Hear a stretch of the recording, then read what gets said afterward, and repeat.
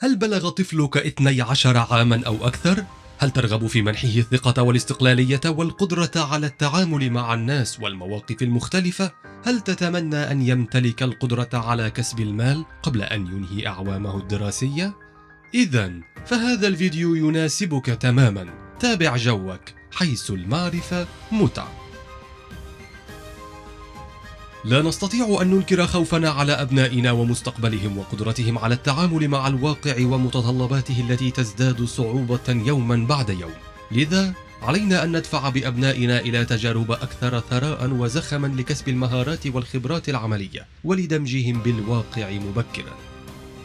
وإذا كان ما يقرب من 45% من المراهقين في الدول الأكثر فقرا يعملون بدافع الاضطرار والحاجة، فإن 26% من مراهقي أوروبا يدمجون ببرامج التدريب بأسواق ومصانع وورش حرفية بالتوازي مع الدراسة، سعيا لإعدادهم وصقلهم بالمهارات التي يحتاج إليها سوق العمل.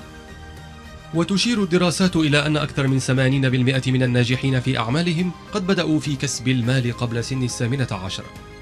وليس دليل على ذلك أكبر من قصص المشاهير، ومنهم أنجيلا ميركل المستشارة الألمانية السابقة والملقبة بالمرأة الحديدية، فقد كانت تعمل في حانة أثناء دراستها. ودونالد ترامب رئيس أمريكا السابق الذي بدأ قصته بجمع الزجاجات من القمامة، وغيرهما من الذين خاضوا التجربة في سنواتهم الأولى.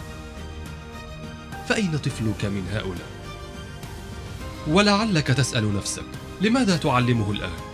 طبعا ليكتسب الثقة في نفسه ويكتشف قدراته، ليتحمل المسؤولية تدريجيا ويتعلم التعامل مع المشكلات والبحث عن الحلول، ليمتلك مهارة أو حرفة تكون مصدرا للكسب واستعدادا للطوارئ.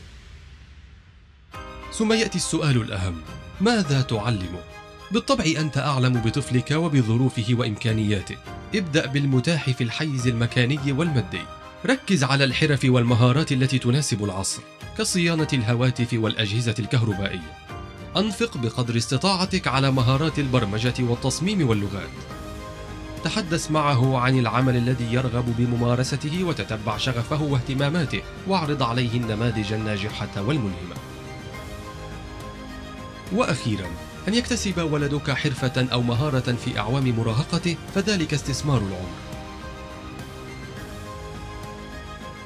وقد لا توجد فرص جيدة للعيش إلا لأصحاب القدرة والمهارة والمعرفة. فهل عرفت لماذا يجب أن يتعلم طفلك حرفة؟